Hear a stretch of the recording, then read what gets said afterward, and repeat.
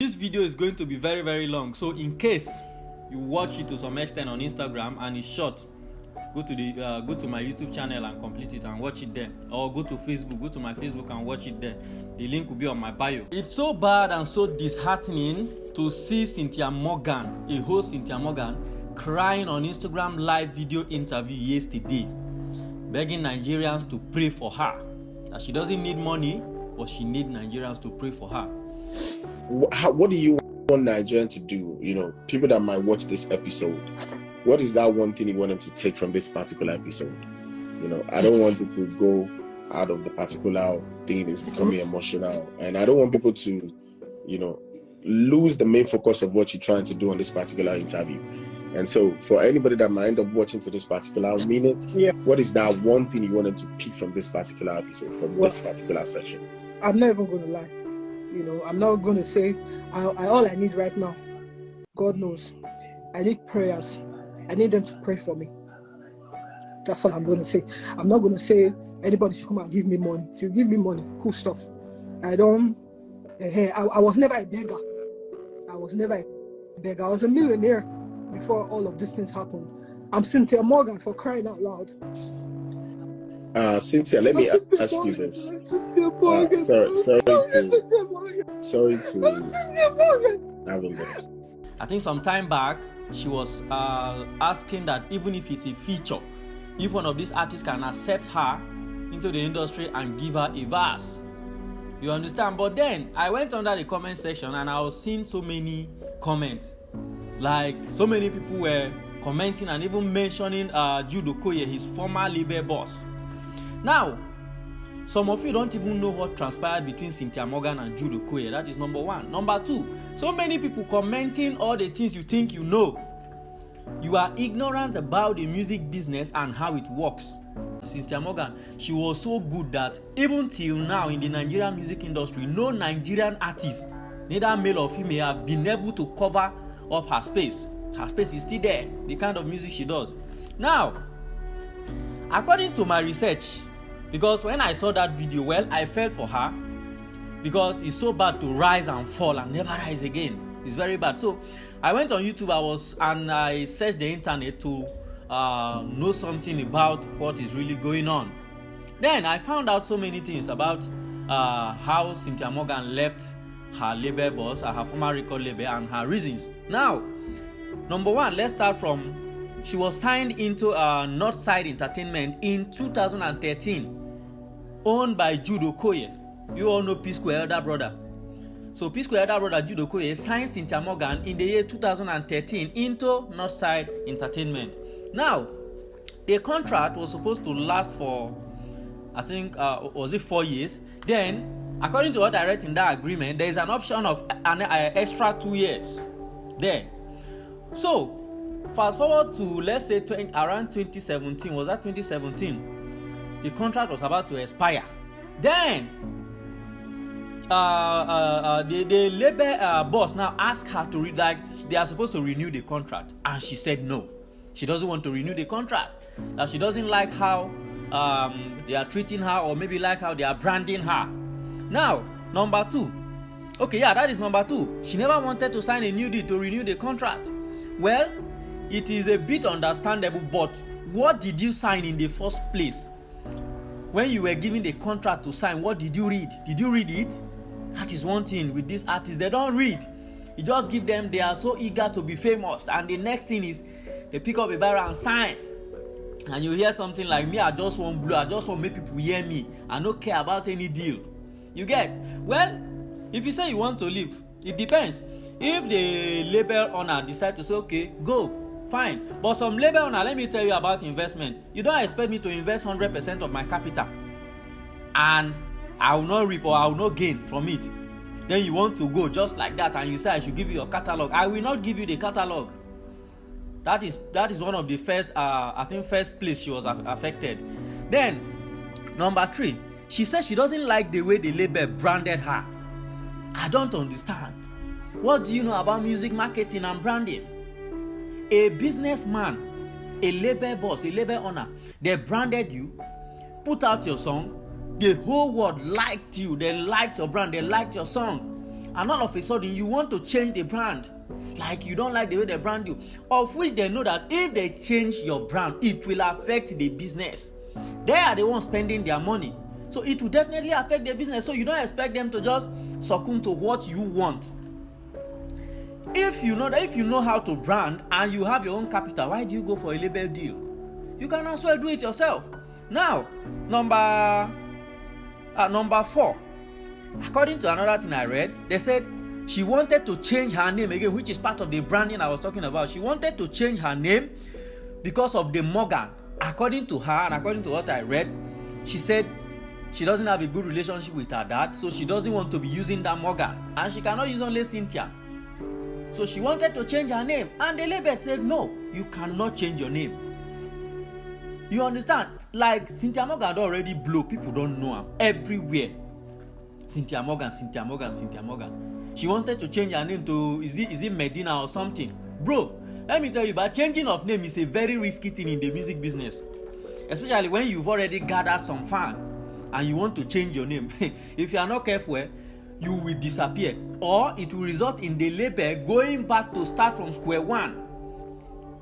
They will spend extra money just to rebrand you. Just to put you out again, to let people know that, okay, she has changed her name. It's a whole lot to do.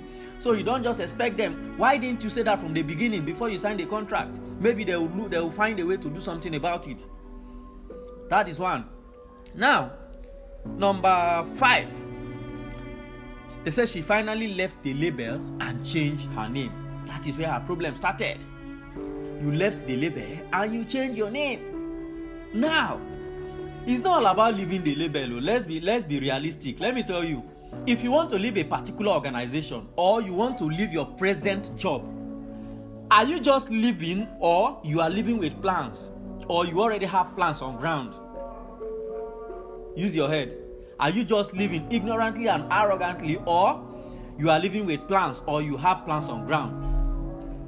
You get? So now, she left, she changed her name. She tried. No way, because one of the things about leaving the label is, if you leave the label, if you release a new song, look, the promotional budget is not always the same. The label owners you are seeing, they are investors themselves, and if they are not investors themselves, most of them, they have investors that bring the capital. Now you are leaving. Let's say they are spending 100 million on one track before. You left, you change your name, and they hope the only budget you have for that release is let's say 20 million or 50 million. It's going to be very difficult because, one, by changing your name, you are going to spend extra. It's not like starting afresh. You are a new artist. You are going to spend extra. That is one.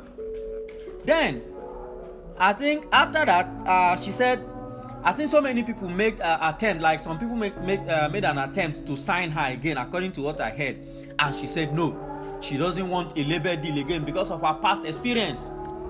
Now, I'm not trying to say Jude Okoye, the former label boss, is 100% right.